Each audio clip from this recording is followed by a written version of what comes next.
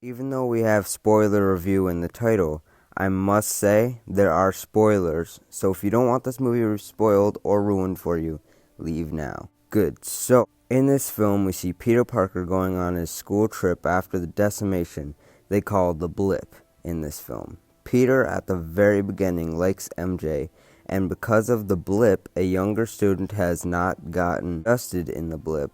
Now being older and better looking in their grade, Brad Davis, who likes MJ as well, giving Peter rivalry in that area. So Peter goes on his trip where he keeps getting his plan to be with MJ interrupted by Nick Fury, trying to tell Peter that he has to step up and be Spider-Man, the Avenger, the new Iron Man. Peter gets some glasses left by Tony for him, with the message basically saying, for the new Iron Man, making Peter think he is and has to be the new Iron Man, and live up to that. Later, he figures Tony knows a 16-year-old kid can't be Iron Man, and Tony knew that. So this new hero, Mysterio, seeming to be very trustworthy and doing whatever it takes to help people, Peter passes the glasses, or Edith, onto Mysterio to be the new Iron Man. After Peter leaves, it's revealed we have the villain Mysterio, who created the tech from Captain America Civil War, BARF tech, who has been so done with how Stark was handling everything, so he uses drones and BARF tech to fake all the elementals, and uses other employees of Stark to help him along the way to become the most famous, best superhero of all time, just because he wants the fame, as did Mysterio in the comics. Peter continues to meet with MJ to walk on a bridge together, where MJ reveals she thinks Peter is Spider-Man, and she, in an earlier Spider-Man and Mysterio vs. Molten Man fight, she picked up a half-destroyed drone owned by Mysterio that during Peter and MJ's talk started working, exposing to them that Mysterio is a villain. Peter tells MJ he's Spider-Man, and he has to stop Mysterio. Peter goes with Nick Fury to one of the base of operations they have, where we learned is all a setup for Peter.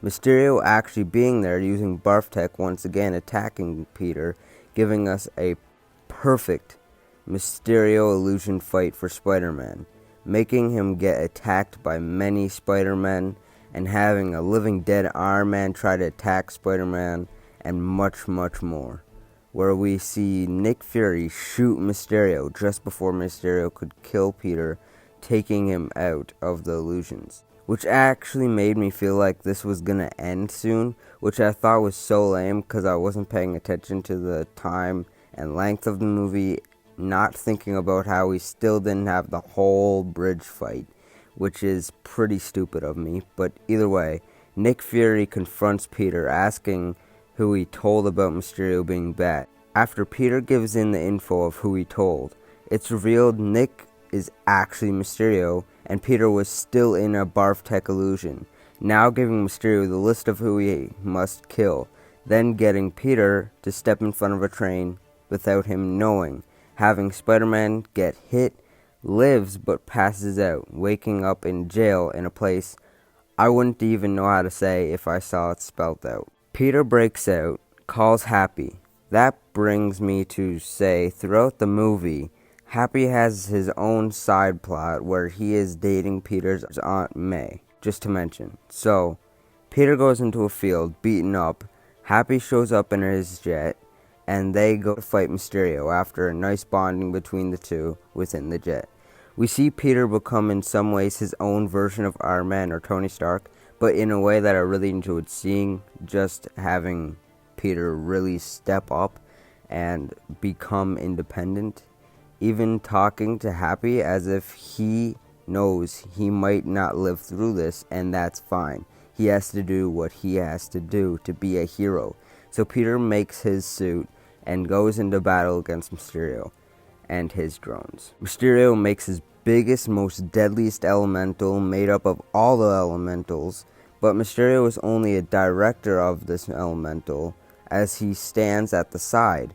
Peter starts taking down drones one by one, or one after another, since Mysterio got Edith to get a hold of so many more drones to create this elemental after Spider-Man getting beat a whole bunch and takes down many drones, also having his classmates trapped with Happy in a vault trying to hide from a killer drone. Peter gets to Mysterio and says, give up the glasses and give them back, pretty much. Mysterio comes back at him, you want them, come and get them. Mysterio putting Spider-Man into an illusion, but Spider-Man finally using his Spidey senses, or Peter tingles, to sense all of the drones and things around him. So without seeing outside of the illusion, he takes down all of the drones, Mysterio getting shot in the crossfire of taking a shooting drone down. Peter goes to Mysterio while he is injured, shot on the ground, and goes to get the glasses when he senses Mysterio beside him about to shoot. So Peter stops Mysterio from shooting, and the first one he went to get the glasses off disappears. Mysterio dies, and Peter cancels all drones using Edith. After that, and saving all of his classmates and Happy, MJ comes to him, and they get together, and they kiss. Then everything is done. So they, as a class, go home to New York City, and must return to their own normal lives. Peter confronts Happy and Aunt May about them dating. May calls it a summer fling, while Happy sees it as together. Peter gets awkward and leaves to meet MJ, to take her swinging. So they start swinging together in the air, then it cuts, but we aren't done yet. So jump to the first credit scene. We continue exactly where we were. Peter lands with MJ when a screen in New York on a building plays the news about the battles within London, and a video left behind from Mysterio just before death, edited with barf tech by his team, to show Peter attacking Mysterio, the good guy, for no reason, turning the world against him. Then what got me to absolutely freak out and clap out of just pure joy, we see J.K. Simmons return to the role of J. Jonah Jameson as a modernized version where he does the news instead of papers. You have it. Proof that Spider-Man is responsible for the brutal murder of Mysterio, who gave his life to protect our planet, and is no doubt going down as the greatest superhero of all time. But that's not all. Here's the real blockbuster. Brace yourself, you might want to sit down. Then to reveal one last video of Mysterio using barf tech that Mysterio reveals Spider-Man's name is Peter Parker to the whole world. Spider-Man says, "What the fuck?" On to the last credit scene, and the last overall scene of Spider-Man Far From Home. It is shown that Nick Fury and Hill are actually Skrulls, Talos and his wife. And Nick Fury is in space on vacation from everything going on since Endgame and the blip. That does it for Spider-Man Far From Home, so I'm going to tell you quickly a few things I liked and didn't like, and my overall rating out of 10. Then I'm going to wrap all of this up for everyone. So let's start with some bad. I like to end on the higher note, as I will continue with any reviews I do, such as my next review I'll be posting with the next couple days, also Spider-Man related. Everything around Spider-Man and Nick Fury is fake, and Mysterio's drone shoots Nick Fury as if he's real. Afterwards in the movie, Nick Fury doesn't even know Mysterio is bad. So I'm left like, wait, he wasn't real before? Am I missing something? It's just confusing sometimes, so yeah. Now this is a very small complaint, so I'm going to say quickly because it's oversaid, and it's not that much of a complaint seeing as I don't mind it at all. It's just a twist on the Spider-Man upbringing story, being that our man Tony Stark character being overly shadowed for Spider-Man's character. I'm fine with it, but I also see how it's a tiny bit over the bar with too much shadowing from Stark. I'll stop this subject though now, because again, it's not that bad to me. Mysterio's death. Like, seriously? You bring in one of my top most favorite villains, and you have to kill him just like that? It kind of made me upset that he's dead. So I have to hope that he isn't dead, and he's still gonna come back. I really want more of him, some way, somehow, as long as they know how to use him again. properly fitting how he works, maybe for Sinister Six, if we actually get to that point in the future of these Spider-Man movies. Now, one last complaint I'll put on this film is that I feel they didn't give Mysterio enough character build-up of being nice guy to Peter to get his full trust before turning bad. Now, I feel I should get into the good to move on, so that is that with the bad. There's plenty to go over, so I'm going to have to pick any random things I liked and talk on those. If I didn't pick up something you think is really good, I'm randomly choosing from these good things, so let's get into that. The way they handled Spider-Man here, the dealing with Peter Parker versus Spider-Man conflicts of stepping up and doing what's right, whether it's what you want to do most or not, it's what's right to do that's important. They really dealt with that whole situation very nicely, just like Peter really wants to do things with MJ and to be with her, but he must do what's right and be Spider-Man, risking the fact he may not get with MJ. Let's go on to a topic of side stories, little side plots during the film, like Betty and Ned or Happy and May. I feel like I'm forgetting some things, but I really enjoyed overall just seeing some extra things for the film.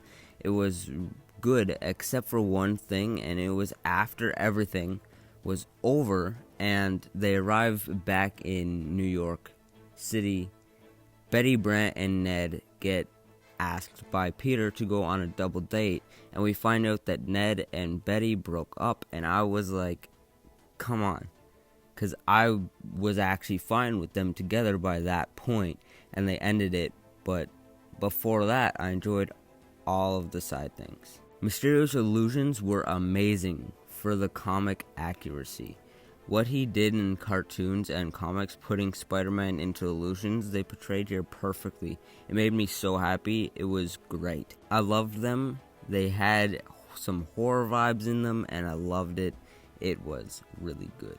The last thing I'm going to add in this review on what I liked is I just felt like I really had to touch on this, and it's the post-credit scene. Starting with the first one, we get such a setup for the next film, showing the world knows who Spider-Man is, and finally getting JJJ in the universe and see why he doesn't like Spider-Man, because he killed this other hero he thinks is the greatest hero of all time. Next film, thinking of so many other possibilities, how all his classmates could and Flash could act toward him being Spider-Man, because Flash loves Spider-Man, but seeing him kill Mysterio might or might not change the way he acts. We can imagine him being like, oh my god, you're Spider-Man, and trying to help him all the time, just like he did in Spectacular Spider-Man, for example. Or it could be a waste, but to say it's all fake, it's also always a possibility. Or having all the Sinister Six build up knowing who Peter is, giving such a big conflict. Then the second credit scene, showing the sword base in space with Nick Fury setting up maybe intergalactic foes such as Galactus coming in the future, and so much more. But I'm going to leave everything including this review right there. So there's obviously a bit of bad, a bit of good. Overall, I really enjoyed the film, and I'm not sure just yet where I would put this film in my Spider-Man movie ranking yet, but it's definitely one of the best in my opinion. I think it may just become my favorite Spider-Man movie overall in the end. I'm not sure yet, but Tom Holland is definitely my favorite Peter Parker and Spider-Man. He was great in this, as was Jake Gyllenhaal as Mysterio. So my rating for this film is a 8 out of 10 rating for Spider-Man Far From Home. I loved it. I recommend it. I definitely want to go see it again. Other than that, I'm going to go now, so I'll see you peoples next time. Peace.